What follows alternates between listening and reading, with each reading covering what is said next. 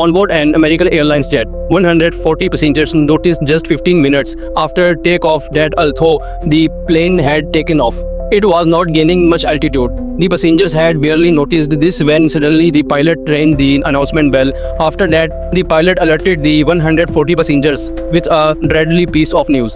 Once again, welcome dear viewers. 21st September 2005, in the city of Burbank, California, American Airlines JetBlue Flight 292 was fully ready for departure. It was 3 o'clock and the flight was scheduled to depart for New York exactly at 3:15 p.m. So far, everything was going according to plan. 140 passengers had boarded the plane and the airline crew had loaded the baggage as well. The only thing left now was the signal from the control tower for takeoff. As soon as the clock struck 3:15 p.m., Captain Scott received a green signal from the control tower for takeoff.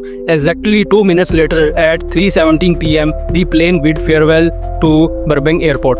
Neither the pilot, nor the crew, nor the 140 passengers had the slightest idea that within a short while they would witness the most terrifying moment of their lives. After takeoff, only 15 minutes had passed when all the passengers noticed that the aircraft was not gaining altitude.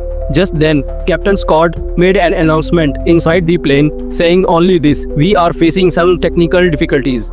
Hearing this, all passengers became alert. Some whispered that maybe one engine had failed, while others speculated that perhaps the plane's engines had lost their thrust. But the real issue was far more serious. Half an hour after takeoff, the plane was still circling above California.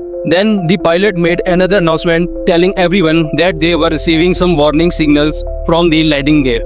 What kind of warning signals? This was something even the pilot did not yet know. The landing gear, which is used to land any aircraft, had developed some fault that caused the system of Flight 292 to keep sending warnings. Captain Scott was very worried, which is why he was not increasing the plane's altitude. The plane wanted somehow to get a visual of the landing gear so he could understanding how dangerous the problem was. For this, he diverted Flight 292 toward Long Beach Airport and lowered its altitude considerably. The control tower at Long Beach used a zoom camera to check the landing gear. What they saw shocked them. The front landing gear was twisted at a 90-degree angle. Now it was certain this landing would either be a crash landing or an emergency landing. After receiving this bad news, the pilot was given yet another blow. The control tower informed him that local news channels in Long Beach had already recorded footage of Flight 292's landing gear, and now this was being broadcast live across America.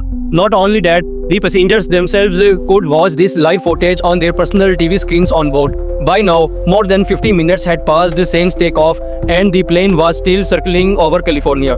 There was no way to fix the landing gear anymore. If the pilot attempted to land the plane in this condition, the friction could cause fire, and that fire would spread to the fuel tanks, leading to catastrophic results. At that moment, the aircraft's fuel tanks contained 14,000 kilograms of jet fuel, the equivalent weight of 12 family cars.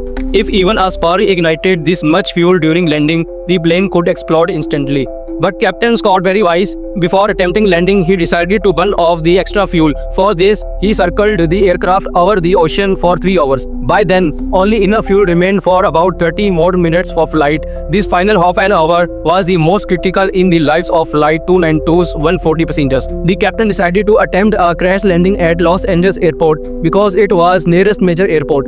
Captain Scott contacted the Los Angeles Tower and told them to be ready for every possible situation. Inside the plane, passengers were still watching this terrifying scenario live on their TV screens, so the captain switched them off. Now an extremely emotional atmosphere filled the cabin. Some passengers recorded videos, messages on their cameras for their families as their possible final words. JetBlue Flight 292 was now approaching Los Angeles Airport. On the ground, all preparations had been completed. From fire trucks to ambulances, everything was ready. The control tower contacted Captain Scott one last time and gave him the green signal for landing. As soon as he received clearance, the pilot instructed all passengers to assume the crash position. This position, also called the embrace position, helps passengers survive impact to a significant extent. The plane reached the runway of Los Angeles Airport with great skill. The pilot first touched down the rear landing gear on the ground and gradually slowed the aircraft, and then the moment arrived and the front landing gear touched the ground. But just at paired, the moment it touched down, sparks erupted due to the friction.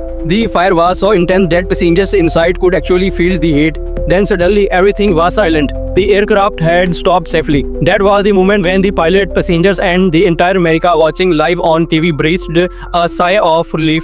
One by one, all passengers were evacuated. The front landing gear had endured such severe friction that it was reduced to half its original size. The investigation later revealed that inside the front landing gear, there is a lock mechanism that prevents the wheels from rotating sideways. That lock had broken right after takeoff, which caused the landing gear to twist 90 degrees. Fortunately, thanks to the pilot's extraordinary skill, not a single person was injured. We hope you liked this video. Do like and share it, and thanks for your kind comments. We'll meet you again in the next amazing video.